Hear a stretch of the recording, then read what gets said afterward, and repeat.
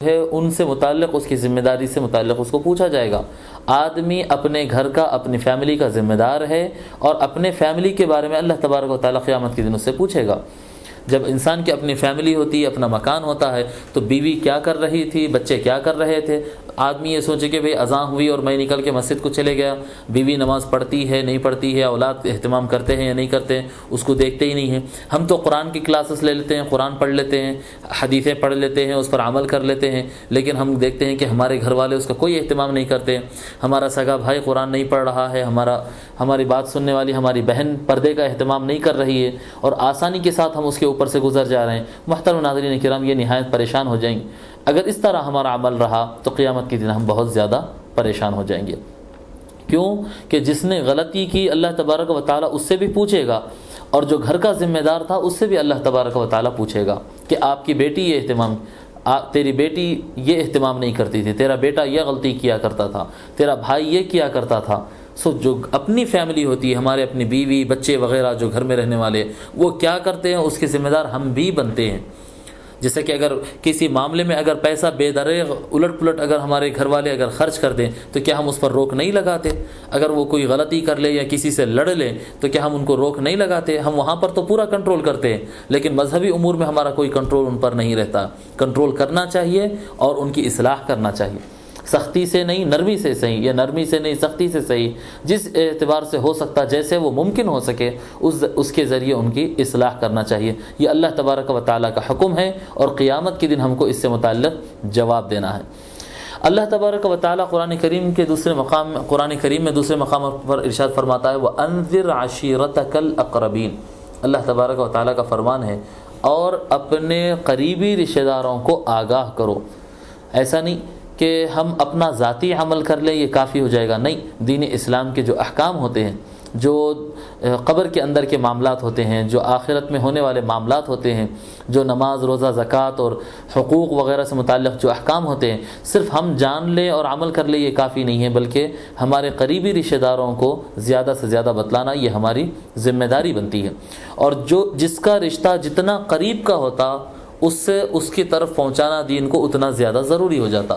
جو رشتے دور کے ہیں ان کا نمبر بعد میں آتا، جو رشتے قریب کے ہیں ان کی ہدایت کے لیے کام کرنا اور ان تک بات پہنچانا یہ پہلی ذمہ داری ہماری بنتی ہے۔ اور یہ نہایت اہم مرحلہ ہوتا ہے کہ اپنے اولاد کے کیا ذمہ داریاں ہوتے ہیں۔ ہم تھوڑے دن پہلے بیان کر چکے ہیں، پچھلے ایپیسوڈز میں ہم یہ بات بیان کر چکے ہیں کہ والدین کے کیا حقوق ہے، پھر اولاد کی کیا حقوق ہے، اب ہم فیملی کے حقوق بیان کر رہے ہیں۔ انشاءاللہ تعالی آگے پھر میاں بیوی کے آپس کے حقوق انشاءاللہ تعالی ہم بیان کریں گے۔ محترم ناظرین کرام، یہ نہایت ضروری چیز ہے۔ یہ اللہ تبارک و تعالی قرآن کریم میں ارشاد فرما رہا انما اموالکم و اولادکم فتنہ، کہ بے شک تمہارا مال اور تمہاری اپنی اولاد یہ آزمائش ہے۔ آزمائش ہے۔ اللہ تبارک و تعالی مال دے کر انسان کو آزماتا، دیکھتا ہے کہ وہ کہاں خرچ کرنے والا ہے، کیسا خرچ کرے گا، اپنے تعیش میں خرچ کرے گا یا صرف اور صرف خزانوں اور تجوریاں بھر کے رکھے گا، یا اپنے پیسے سے لوگوں کے کام کرے گا۔ وہ اللہ تبارک و تعالی جانچے گا، اللہ تبارک و تعالی دیکھے گا۔ پھر اللہ تبارک و تعالی انسان کو اولاد دے گا، اور اولاد دینے کے بعد دیکھے گا کہ ان کی تربیت کس ڈھنگ پر کریں، جی ان کو کیا سکھاتے ہیں ہم۔ آج دیکھیے معاشرے میں کیا ہو رہا، ہم اپنے اولاد سے متعلق کیا سوچ رہے ہیں، بچے کو ڈاکٹر بنا دو اتنا کما لیتا ہے، بچے کو انجینئر بنا دو اتنا کما لے گا، یہ فیلڈ میں اتنی آمدنی ہے، یہ کام میں اتنی آمدنی ہے، بس یہی سوچ رہے ہیں صبح شام کہ کیا پڑھانے سے کتنی آمدنی ہوتی ہے۔ انا للہ و انا الیہ راجعون۔ اللہ کو کیا جواب دیں گے ہم؟ آپ یہ تصور کریں کہ ہم بچے کو ڈاکٹر بنا رہے تاکہ وہ قوم کی خدمت کر سکے، وہ بیماروں کا علاج کر سکے، ہم بچے کو انجینئر بنا رہے ہیں، قانون داں بنا رہے ہیں، اور جو ہم سافٹ ویئر انجینئر بنا رہے ہیں ہم اس کو یہ سوچ کر بنائیے کہ یہ قوم کا، وطن کا اور اپنی ملت کا، اپنے ملت کے لیے یہ کیا اثاثہ بن سکتا ہے، یہ ملت کی کیا خدمت کر سکتا ہے۔ کمائی تو ہو جائے گی، اللہ رزاق ہے، اللہ تبارک و تعالیٰ عطا کر دے گا۔ جب انسان کوئی نوکری کرتا ہے، کوئی مطلب دیکھتا ہے، کوئی کام کرتا ہے، تو وہ اس کے لیے خالی نہیں جاتی چیز، وہ اس کی اپنی تنخواہ ہوتی، وہ آمدنی ہو جاتی، لیکن ٹارگٹ آمدنی نہیں، ٹارگٹ قوم کی خدمت ہونا چاہیے۔ قوم کی خدمت کریں، اللہ تبارک و تعالیٰ ذرائع آمدنی کھول دیتا ہے، ثواب کا ثواب بھی ہو جاتا، آمدنی بھی ہو جاتی۔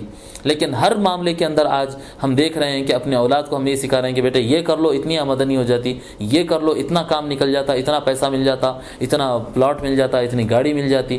یہ جو ہم تربیت دے رہے ہیں، اللہ تبارک و تعالیٰ قیامت کی ہم سے پوچھنے والا ہے کہ میں نے تجھے اولاد دی تھی، تو نے ان کی کیا تربیت دی۔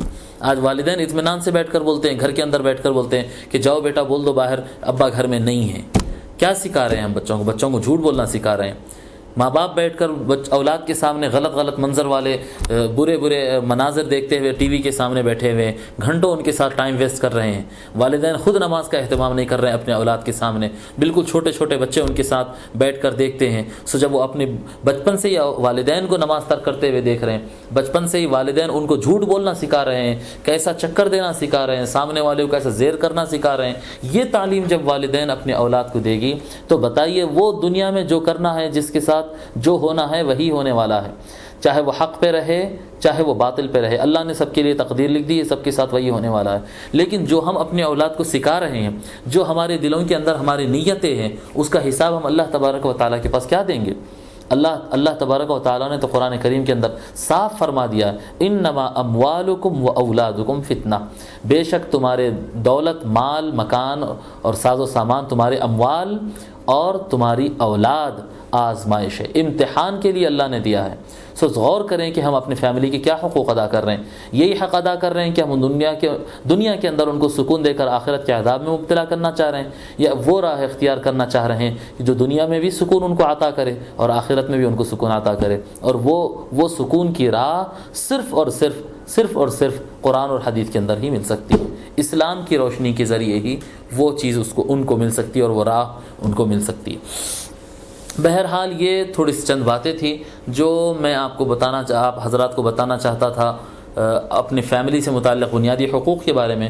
اب اس کے بعد ہم آگے بڑھتے ہیں اور دیکھتے ہیں کہ دنیا کے اندر ہمارے اپنے فیملی کے جو حقوق بنتے ہیں وہ ہمارے اوپر کیا لازم ہیں۔ حضرت عبداللہ ابن عمر رضی اللہ تعالی عنہما روایت فرماتے ہیں، قال رسول اللہ صلی اللہ علیہ وسلم، کہ رسول اللہ صلی اللہ علیہ وسلم نے ارشاد فرمایا، ان من اکبر الکبائر ان یلعن الرجل والدیہ۔ حضور صلی اللہ علیہ وسلم فرماتے ہیں کہ بڑے گناہوں میں بڑا گناہ وہ ہے، یہ ہے کہ آدمی اپنے والدین پر لعنت کرے، والدین کو برا بھلا کہے، گالی گلوچ کرے۔ بڑے گناہ، ایک تو چھوٹے گناہ ہوتے ہیں، صغائر ان کو کہتے ہیں، کبائر کہتے ہیں بڑے گناہ وہ ہوتے ہیں جن کا باضابطہ توبہ کرنا پڑتا ہے۔ ان کے لیے کوئی اچھے کام کر دینے سے ختم نہیں ہو جاتے، وہ ان کے لیے باضابطہ توبہ کرنا پڑتا ہے، اس کے لیے استغفار کرنا پڑتا ہے، اہتمام کرنا بہت بڑی چیز ہوتی ہے۔ کبائر، اس کا نام ہی کبیرہ سے کبائر، بڑے گناہ۔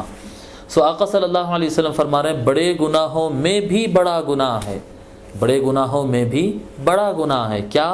ان یلعن الرجل والدیہ، کہ آدمی اپنے والدین کو گالی دے یا اپنے والدین پر لعنت کرے، ان کو برا بھلا کہے۔ قیل یا رسول اللہ وکیف یلعن الرجل والدیہ، کسی نے عرض کیا کہ یا رسول اللہ، آدمی اپنے والدین کو کیسے گالی دیتا ہے؟ اپنے والدین کو کوئی بھی گالی نہیں دیتا ہے، اپنے والدین پر کوئی بھی لعنت نہیں بھیجتا ہے، ایسا تو کوئی بھی نہیں کرتا ہے یا رسول اللہ، پھر ایسا کیسا ہو سکتا ہے؟ سو حضور صلی اللہ علیہ وسلم ارشاد فرمائے، یسب الرجل ابا الرجل فیسب اباہ ویسب امہ فیسب امہ۔ حضور صلی اللہ علیہ وسلم ارشاد فرماتے ہیں کہ آدمی اپنے والد کو گالی تو نہیں دیتا، آدمی دوسرے کے والد کو گالی دیتا تو وہ آدمی پلٹا کر اس کے والد کو گالی دے دیتا ہے۔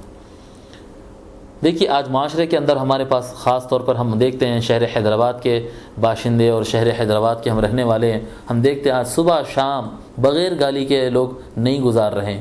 جتنے تجارت لائن کے اندر ہے، کنسٹرکشن لائن کے اندر ہے، محنت مزدوری کی لائن میں ہے، یا آٹو کے اور ٹرانسپورٹیشن کی دنیا کے اندر ہے، الغرض بیشتر لوگ، اکثریت کی بات بتا رہا ہوں میں، اکثریت کا معاملہ یہ ہے کہ گالی دینا ان کے لیے کوئی مشکل کام نہیں ہے، ایک آسان سی چیز ہے، ایک آسان سے کسی آدمی کو مسکرا کر دیکھنا تھوڑا مشکل ہو جائے گا، لیکن گالی دینا اتنا آسان ہو گیا، اتنا آسان کر لیے ہیں گالی دینا۔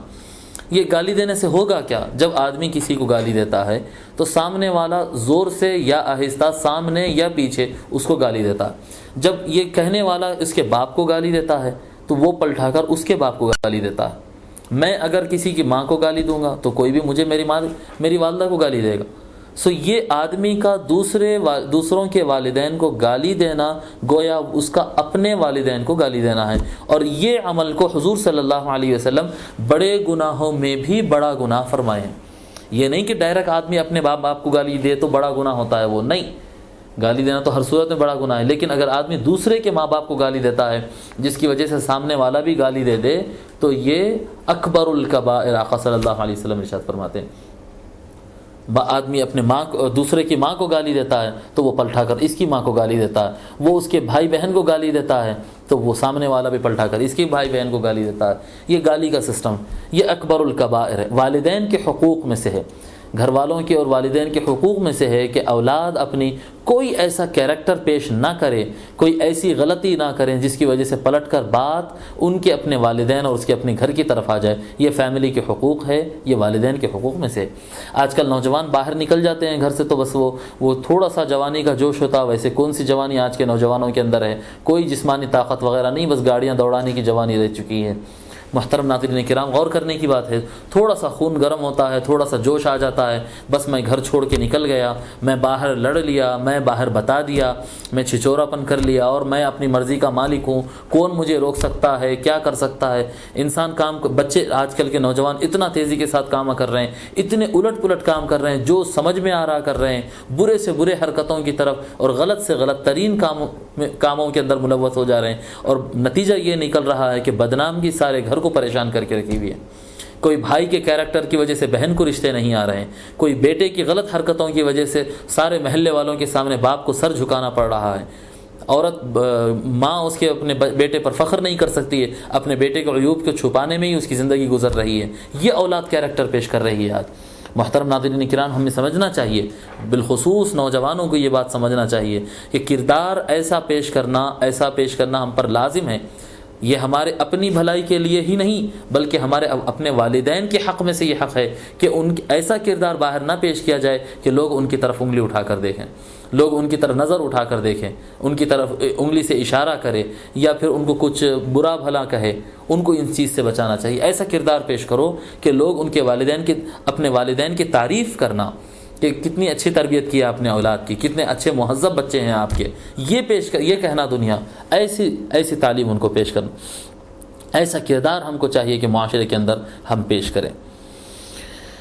یہ ایک نہایت اہم مسئلہ ہے گالی سے متعلق، اور میں بتا رہا ہوں آج کے کہ پہلے تھوڑے زمانہ پہلے کی بات تھا کہ جو بالکل نچلے درجے کے اور کمزور طبقہ ہوتا، مالی اعتبار سے کمزور یا علم کے اعتبار سے کمزور، تیسرے درجے کا طبقہ ہوتا تھا، وہ طبقے کے اندر گالی گلوچ ہوا کرتے تھے۔ لیکن اب ایک 5-10 سال سے ہم یہ دیکھ رہے ہیں کہ حالات ایسے ہو چکے ہیں، ہر آدمی تقریباً سبھی لوگ گالی گلوچ کو خاص اور عام اپنے زبانوں پر جاری کر رہے ہیں، جس کا نتیجہ یہ ہو رہا ہے کہ ہر آدمی اپنے مقابل والے کو گالی دے رہا ہے۔ محترم ناظرین کرام، یہ تو رہا والدین سے متعلق۔ اب تھوڑا سا اور آگے بڑھتے ہیں، ایک روایت اور پڑھتے ہیں جس میں آقا صلی اللہ علیہ وسلم ارشاد فرماتے ہیں، ایک حیا کا مسئلہ ہے، ایک نہایت اہم مسئلہ حیا سے متعلق ہے جو ہمیں چاہیے کہ اپنے گھر والوں میں دیکھیں۔ دیکھیے، ایمان، حیا کا تعلق ایمان سے ہے۔ حضور صلی اللہ علیہ وسلم ارشاد فرماتے ہیں، الحیاء من الایمان، حیا ایمان کا حصہ ہے، ایمان سے ہے، ایمان میں سے ہے۔ اور آقا صلی اللہ علیہ وسلم جسے حکم فرماتے وہ عمل نہیں کرتے، جس کو حضور صلی اللہ علیہ وسلم کی اطاعت جس کے اندر نہیں ہوتی، اور کیا کہتے احکام شریعت کی جس کو پرواہ نہیں ہوتی، غرض کہنا یہ کہ جس کا ایمان کمزور ہوتا ہے، ان سے متعلق حضور صلی اللہ علیہ وسلم ارشاد فرماتے ان لم تستحی فافعل ما شئت، اگر تجھے حیا نہیں آتی تو جو چاہا کر لے۔ جو انسان کے اندر حیا نہیں رہتی وہ اطمینان سے بیٹھتا ہے، ایک مسجد کی ملگی میں بیٹھا رہتا ہے، مسجد کے راستے میں بیٹھا رہتا ہے، اذان ہوتی، سارے لوگ اس کے سامنے مسجد میں داخل ہوتے، نماز پڑھتے اور سارے لوگ اس کے سامنے سے نکل جاتے، اور آتے جاتے لوگ اسے سلام بھی کرتے، سب کو وہ دیکھتے رہتا ہے، اذان بھی سنتا، نماز کا وقت بھی جانتا، لوگوں کو نماز کے لیے آتے جاتے بھی دیکھتا، لیکن سکون سے مسجد کے سامنے بیٹھا رہتا، نماز نہیں پڑھتا۔ وجہ کیا ہے؟ اور اس کو اس کی فکر بھی نہیں ہوتی۔ وجہ یہ ہے کہ اس کے اندر سے ایمان چلا گیا، جس کی وجہ سے اس کے اندر سے حیا چلی گئی۔ الحیاء من الایمان، حیا کا نہایت اہم مسئلہ ہے۔ یہ حیا کا تعلق ایمان سے ہوتا ہے۔ آج نوجوان بے شرمی کی طرف جا رہے ہیں، فحاشی کی طرف جا رہے ہیں، بے حیائی کی طرف جا رہے ہیں۔ یہ بے حیائی انسان کے ایمان کو کھوکھلا کر کے رہ دیتی۔ حیا ایمان کے اندر جان کا کام کرتی ہے، اگر حیا نکل جائے تو ایمان بھی نکل جائے۔ حیا نہایت ضروری ہے۔ دیکھیے اب کیا روایت آتی ہے، میں ایک اہم روایت میں بتانا چاہتا ہوں۔ حضرت بہز بن حکیم، اس کا اہتمام بہت کم لوگ، آج کے معاشرے میں بہت کم لوگ اس کا اہتمام کر رہے ہیں۔ ضرورت اس چیز کی ہے کہ اس چیز کا اہتمام کیا جائے. اس سے اندازہ ہو جائے گا کہ اسلام میں حیا کی کتنی اہمیت ہے اور ہم کس رخ پر چل رہے ہیں. حضرت بہز بن حکیم رضی اللہ تعالی عنہ اپنے والد اور اپنے دادا سے روایت کرتے ہیں قال قلت یا رسول اللہ، میں نے عرض کیا. حضرت بہز بن حکیم رضی اللہ تعالیٰ عنہ کے دادا کہتے ہیں کہ میں نے عرض کیا یا رسول اللہ عوراتنا ما نأتی منہا وما نذر، یا رسول اللہ ہماری شرمگاہ ہوتی ہے، ہمارے جسم کا وہ حصہ ہوتا ہے جو دوسروں کو دکھانا نہیں ہوتا. یا رسول اللہ ہماری شرمگاہیں ہم کتنا اس کو چھپانا چاہیے، کتنا ہم اس کو کھلا چھوڑ سکتے ہیں. آقا صلی اللہ علیہ وسلم ارشاد فرمائے قال احفظ عورتک الا من زوجتک او ما ملکت یمینک. آقا صلی اللہ علیہ وسلم فرماتے ہیں کہ اپنے شرمگاہوں کی حفاظت کرو، اپنے جسم کے چھپانے کے حصوں کو چھپایا کرو، ان کی حفاظت کیا کرو، اپنے بیویوں اور اپنے باندیوں